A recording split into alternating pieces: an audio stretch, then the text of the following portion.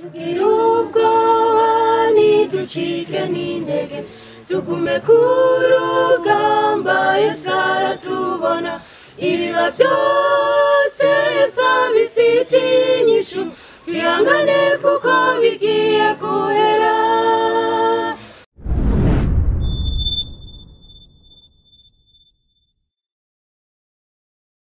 Chorale Shasha niko hari ahanini igizwe n'abantu bakuze ariko kandi ikaba iri kihurumbirwa n'abakiri bato. Kwizina nitwa neza Brandi nkaba ndirimba muri Chorale Shasha. Izina ryanje nitwa Ndayisaba Gregoire batazira ryoha. Izina nitwa Ndayirukiye Fabiora. Yego ku mazina nitwa Hakizimana Moyize.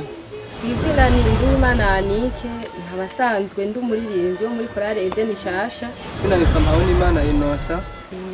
Izina nitwa Minani Gregoire. Nkaba ndi umwe mu babaye cyane muri Chorale Shasha.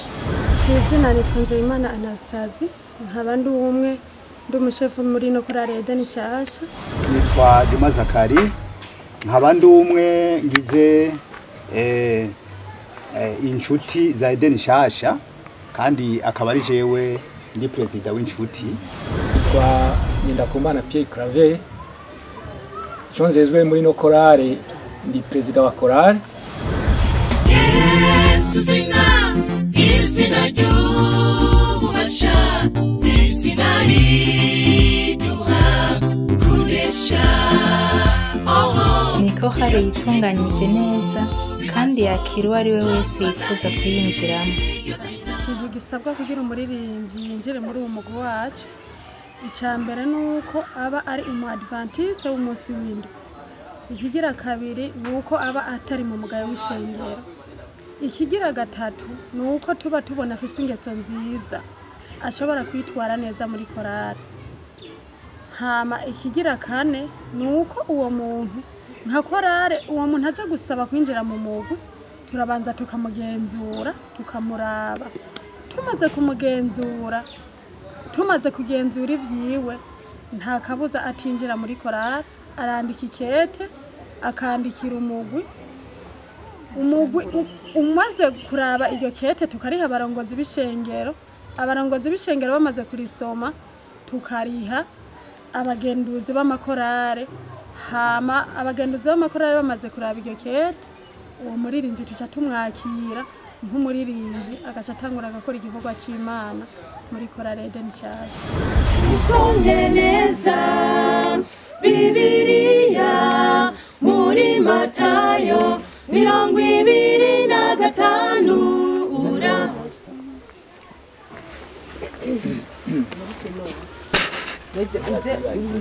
Uje murajana neza na Inosa mwumvikana kandi mwese mushiramo ingufu kugira bigende neza. Uko mugihe umumaze igihe mudatonda mu marepetition usanga ibintu biriko bigenda biba nabi ugasanga waribagiye aho wari ugeze warasubira inyuma gose. Usomye neza kabiri usomye neza Bibiliya. Ko bisa naho ariko hari abantu bakuze abakiri bato bahabwa ijambo muri Chorale. Turafashanya cyane uko bishoboka.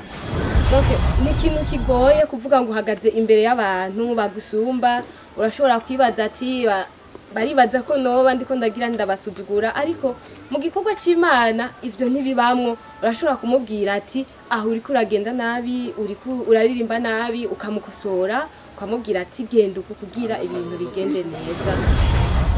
Mugo ndumuhanuzi rero ni igikorwa kitoroshe nka muri no Chorale usanga irimo abajene bakiri bato. Usanga ari abantu bagomba kwitwara uko bagomba ariko nka twebwe nyene dusanzwe twisumbuye dukuze tubaba hafi cyane mu mpanuro kugira ngo baturabe ko akarorero keza kugira ngo Chorale yacu irushitseho kuba nziza cyane. Ndibaza mu migwi myinshi haba hari amategeko. Mu gihe umuririmbyi yashatse kurenza cyane turashobora kuja mu mategeko tukamukosora kugira ngo n'ikindi gihe ntazosubire kugarariza. Ko iyi Chorale maze igihe kitari gitiri ku gikorwa mbega amateka yayo barayahe? Iyi korale rero yacu yatanguye muri 87 yitwa ababivyi. Twayitanguje ubwa mbere twayitanguje turi abantu batatu, nyuma hiyongera ko abantu babiri. Uwayitanguje yabaye jewe nije nabaye wa mbere wo kwitanguza icitwa ababivyi. Turabandanya ico gihe twaririmba nyene bisanzwe ntitwari bwatera imbere cyane. Twafata intuzeye amakitari bumeze nk'ubugopo niko twatanguza, hanyuma turabandanya maze gushika naho ishika ku bantu 10.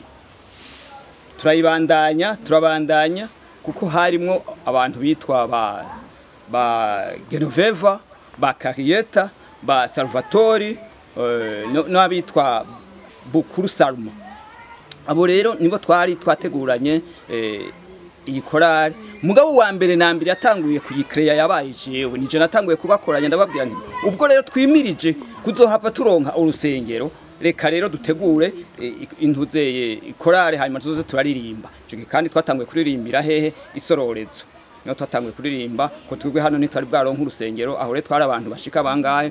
Twari abantu bashika 5 muri 87.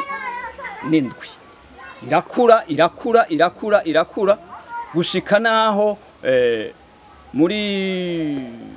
gushika naho muri 92 yarabandanya 93 irabandanya nyene, kandi irabandanya irakura harajamwe n'abandi benshi nyene, turabandanya turakura, hanyuma gushika naho nyuma ihinduka. Imaze guhinduka kuko hari hamaze kubonekamwe abantu nyene bafise ivyiyumviro hirya no hino, turafashanya baraza turafashanya, baravuga ati ubu rero iyi nticitwa ikorale ababivyi, kuko byabonekana kumenga harimo akantu k'akanenge, hanyuma baca barahindura baravuga ati ubu rero igiye kwitwa Edeni Nshasha. Kugeza rero n'uyu munsi gisaha ni yitwa Edeni Nshasha. Twagiye dukora ibikorwa byinshi, tubikoresha bimwe amaboko yacu, ibindi twarakoresheje uburyo Imana yaduhezagije, kuko kwishengero ryacu hano mu Rweza twaragerageje turafasha imfuvyi, turazigurira amakaye, amakaramu n'ama uniforme kugira ngo bikunde bige neza. Ibyo byose twabikoresha uburyo bwacu Imana yaduhezagije. Kandi ibyo byose ntabwo byagarukiye aho gusa, twaragiye na hano mu Rweza nyene turubakira umupfakazi inzu, kandi nyene yaratwaye uburyo butari buke, mbere ku buryo byagaragariye abantu benshi yuko mu by'ukuri korale Edeni Nshasha ifite kazoza keza. Muri ico gihe hari n'abandi bagiye batwitura, ariko ntibyabashobotse ko nabo tugira ico tubafashije cyane kirenze, kuko uburyo usanga bugenda bugorana, hanyuma bigatuma natwe mu bindi bikorwa nyene twaba turimwo ko twari ko dutegura uburyo bw'amaribumu nabwo, ugaca usanga rero ivyo byose bigenda bidutwara uburyo butari buke, ku buryo twagerageje turakora albumu zibiri zibona. Tuje ku mavi dusabire iyi si, dusaba mwemuyera w'indenga kamere muri twebwe, abari watugenga muri misi ya nyuma, umuhirwe n'ubusenga urugaca. Niko hari ifise ukwitanga kudasanzwe, kandi ifitaniye imigenderanire myiza n'abarongozi b'ishengero hamwe n'ayandi makorale. Ibikorwa twakoze ni byinshi muri ino korale. Ubwo mutubona nta bakozi ba leta bari muri ino korale, ahubwo twese turi abantu batoyi muri ino korale. Hanyuma ku bijanye n'ino korale twarakoze ibikorwa byinshi, nubwo twabikoze nukuri twarakoresheje ubwitange, turakoresha amaboko, tugakoresha n'uburyo Imana yaduhaye. Twarakoresha inguvu nk'izi DVD mubona, twarasohoye DVD zibona zimaze kuba zibiri. Twakoresheje uburyo butari buke, aho hose twakoresha uburyo Imana yaduhaye, kuko umwe wese Imana yamuhaye. aya marubumu yaradutwaye uburyo butari buke twaragenda tugakora ibiraka tukagenda tugaca ibiraka tugafyatura amatafari tukagenda tukikorera amatafari kugira turonke uburyo bwo gukora izi alubumu mubona. Izi alubumu mubona ni indirimbo zidasanzwe za Chorale Eden Shasha. Nk'umushefu wa Chorale novuga nti Imana ihezagire bano baririmba. Nk'umuntu wese yiteguye kubona zino ndirimbo zacu za Chorale Eden Shasha, ndibaza ubuko zigiye kuboneka cyane. Uzozikenera wese azoyandika Chorale Eden Shasha ace kuri YouTube, ndibaza izi ndirimbo azosha zibona z'ikorale yacu. Twarakoze ibikorwa byinshi cyane. Ivyo bikorwa byose wumva twakoze nukuri twarakoze kumwe wese yaritanze aritangira igikorwa c'Imana kandi igikorwa c'Imana kigenda neza. Turafise inshuti mu mashengero atandukanye, imigenderanire hagati yacu n'ayandi makorale nk'inzamba y'iherezo y'isororezo, kizimitima ya Gikokori, iraheba ivy'isi y'Imaramvya na Hoziyana y'isororezo n'abaragwa. Turafitaniye ubucuti budasanzwe, no kuvuga ko muri make tugendera ahantu henshi. Niyo mpamvu novuga ko iyi Chorale Eden Shasha muco yiyemeze vuga ubutumwa bishiye mu ndirimbo, no kuvuga ko twoshima kuko Imana yatugiye imbere ukasanga ibikorwa bitera bishimye. Kuri Chorale rero irafise ibintu itandukanye n'andi makorale bo ngaha mu Gweza. Icambere nuko bubaha abarongozi kandi bagendera ku mategeko y'abarongozi. Rimwe na rimwe nzambona iyo hari nk'abashitsi by'ukuri baragiranira imigenderanire n'abarongozi cyane ku buryo imbere yuko bakora igikorwa babanza kugiranira inama n'abarongozi bakavugana ko ibikorwa bashobora gukora.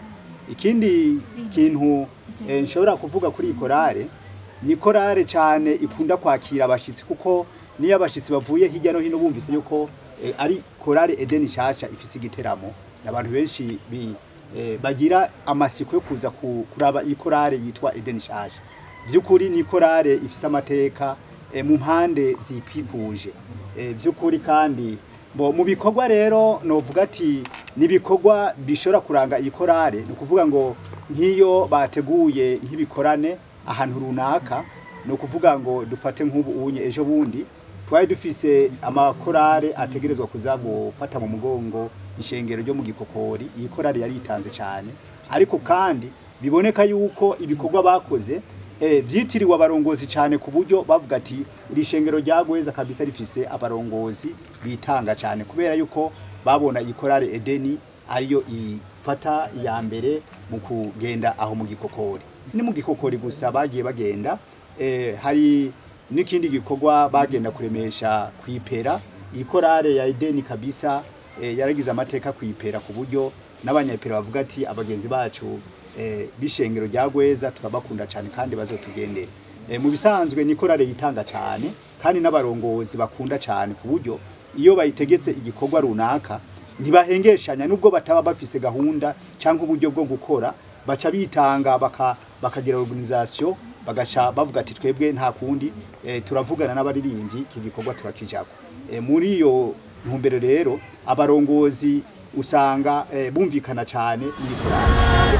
Ituzibagira bya bitangaza byuko waturinze, ukaturinda za ntambara zose zo muri isi.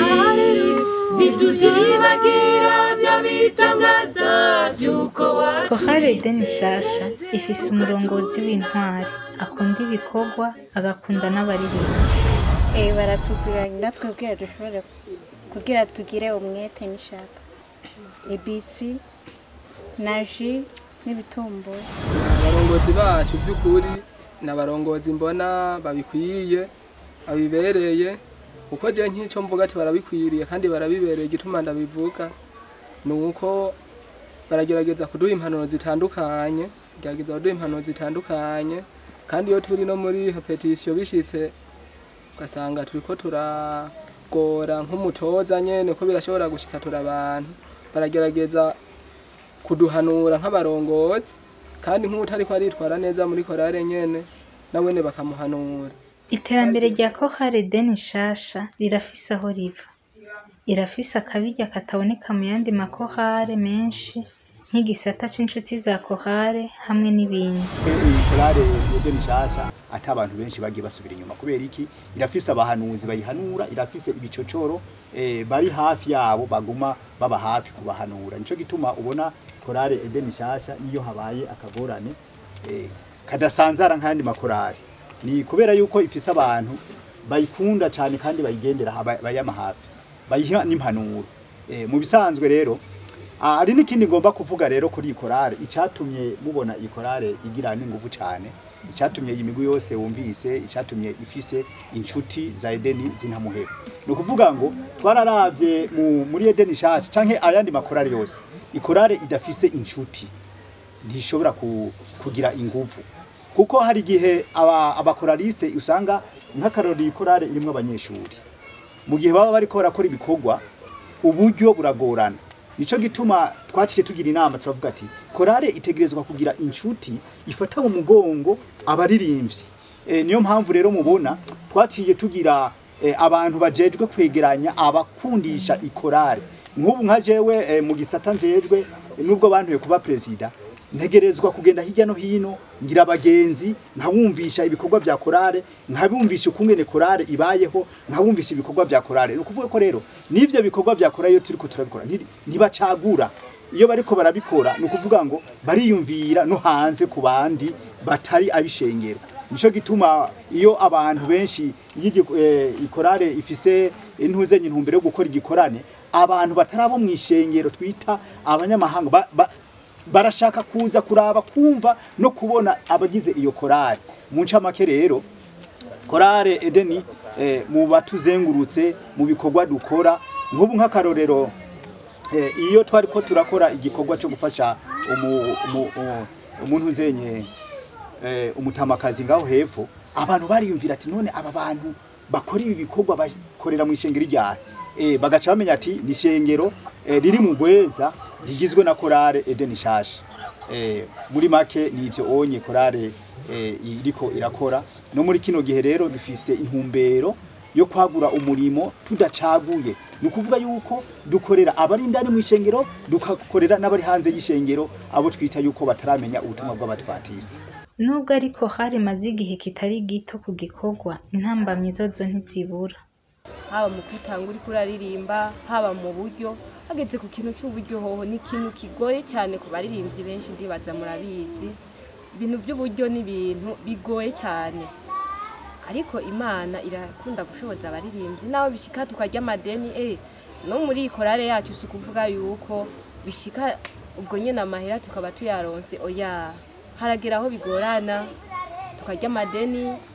Nubu ntimutubona unye ngo twarasuhoye inye ibikorwa twakoze, hari ibyo tuba duheranye iyo duteguye ivuga butumwa, kuko ata vyuma ndangura amajwi usanga dufise biratugora cyane.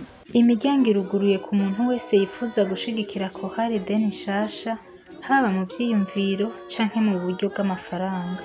No kuba twaje ngaha kuri uru rubuga turifuza ubufasha bwanyu kugira ngo mudufashe mu mugongo. Mu kwirangura rero n'ubu tuko twifuza ko dushobora gutera ijwi ryacu rikagera kure, inshuti abanyi n'abagenzi baba bari hafi canke kure, kugira ngo nabo badushigikire kuko dufise ivyumviro vyiza byo gukuza igikorwa. Na cane ko kandi twifuza no kubandanya gutegura n'izindi album zibona kugira ngo bikunde igikorwa kibandanye gutera kije imbere. Naco gituma rero mugabo n'utoba afise uburyo bwo kudushigikira ashobora kudushigikira akoresheje amasengesho. Ivyo navyo ni ibintu vyiza cyane bituma turonka inguvu. Ivyo byose kubwo gufashwa n'Imana tuzobibandanya kuko umurimo uracabandanya, ntabwo twogarukiriza ngaha. Hanyuma igisigaye kubandanya dusenga kugira ngo nivyo vyose tuko twifuza Imana ibidushoboza.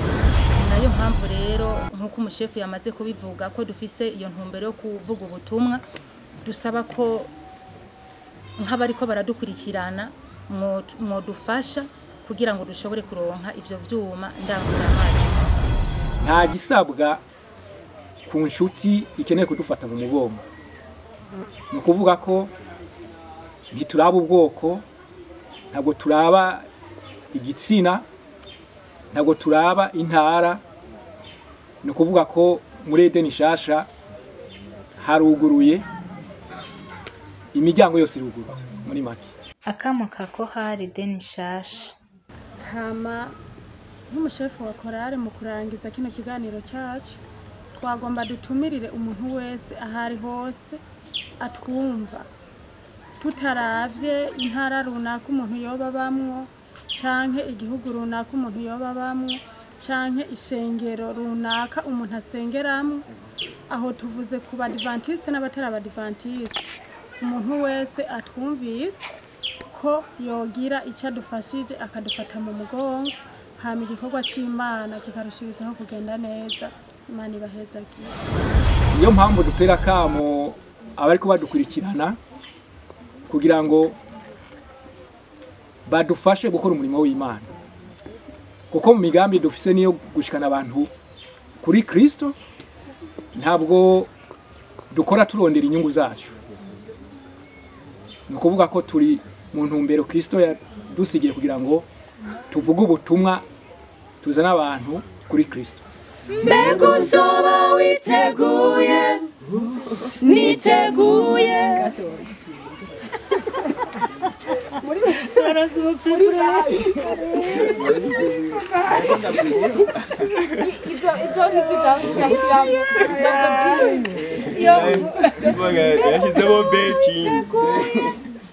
Niteguye kubona Yesu. Utwo tundi tugendo yashiramwo dusanga niturimwo. Kameme no muri base ugiye kudushiramwo. Mbega uzoba witeguye, Mbega uzoba witeguye, niteguye kubona Yesu mucunguzi wacu. Umunezero n'ibyishimo kubakoze neza bagiye kugira.